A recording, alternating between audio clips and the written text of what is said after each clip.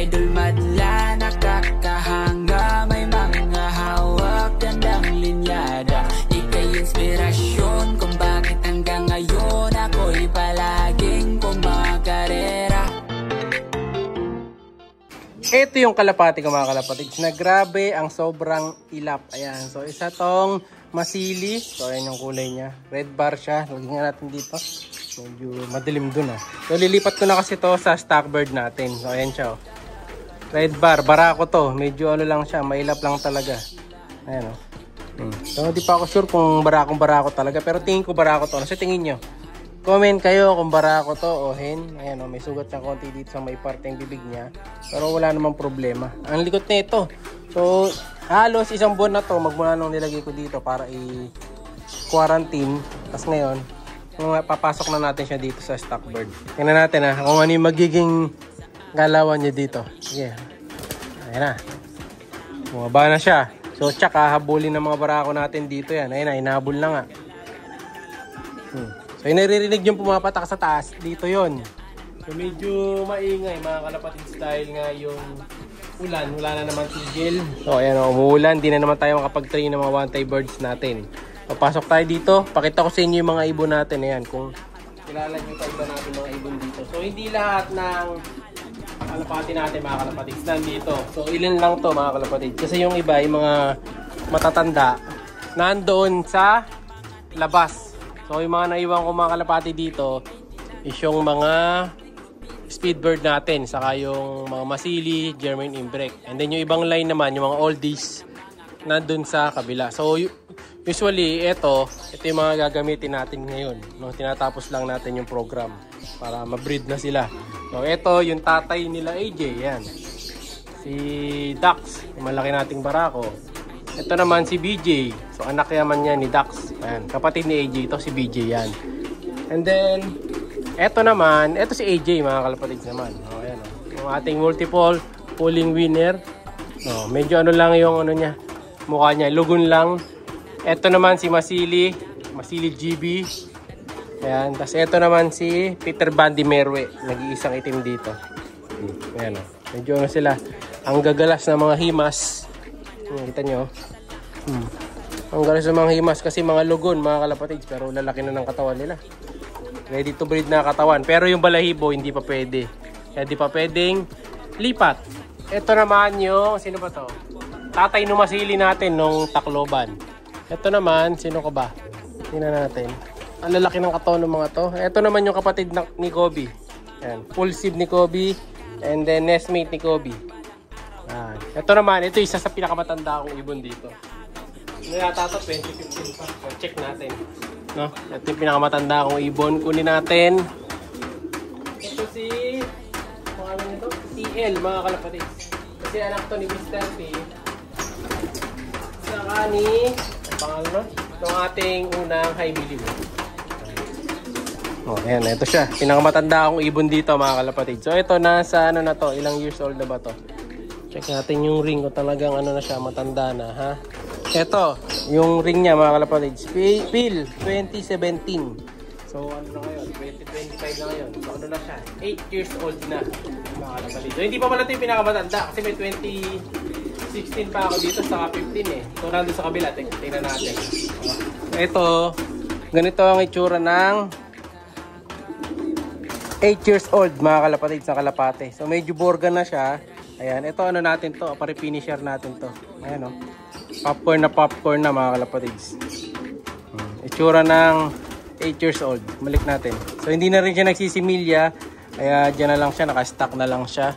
And then ito na yung pinakabata dyan, bali. Ito naman. Kaya pinaka-baby face. So sumunod na kay edad niya dan, mas matanda pala yun mga kalapatids. Ay hindi. Halos kay edad niyan yung mga yun. Ayan, sila Dax. Mga kaedad niya. Pero kita nyo, ito, 8 years old. Ito, kunin natin yung isa. Kunin natin si Dax.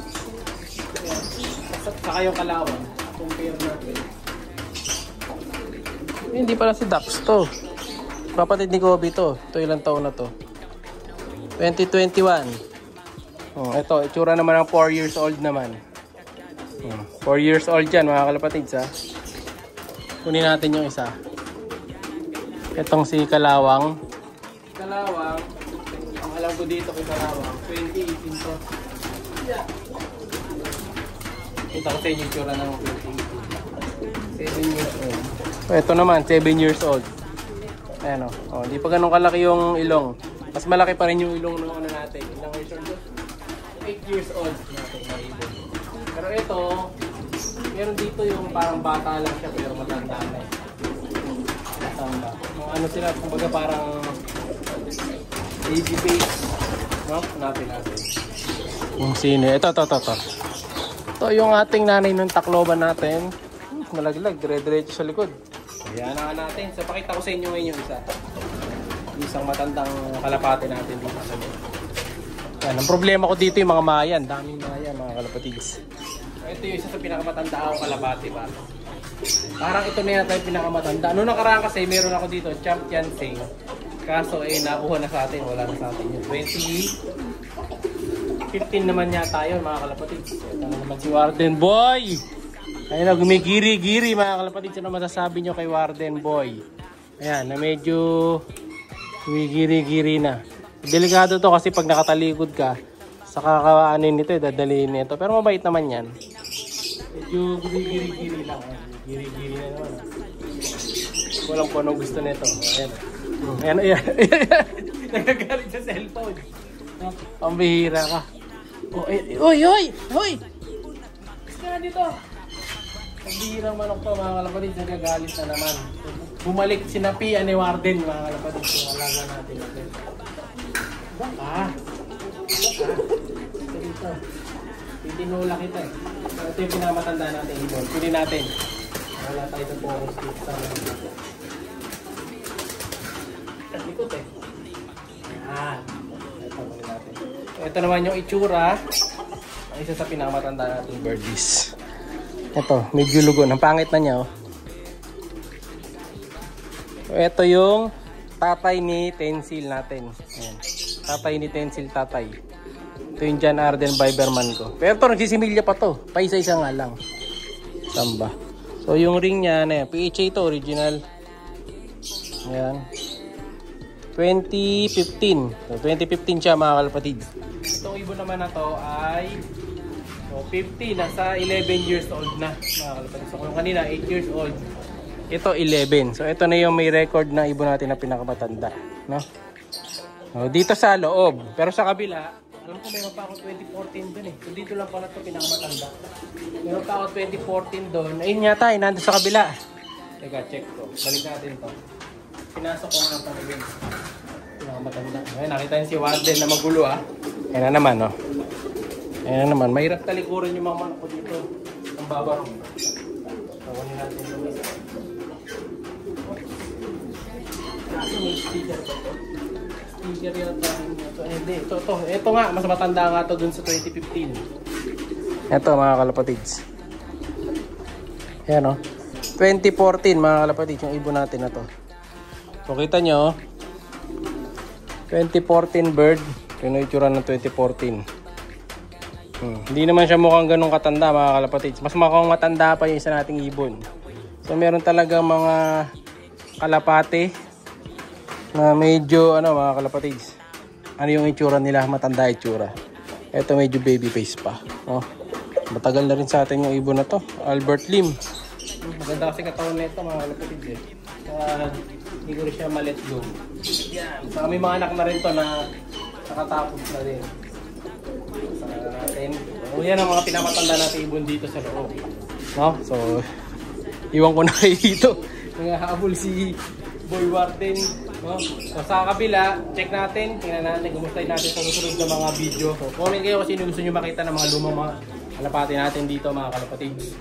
Habang wala pang karera, ituturbo kayo sa mga dati nating mga ibon. Alam nyo na mga kalapatids, like and subscribe. Para sa gift card, comment lang.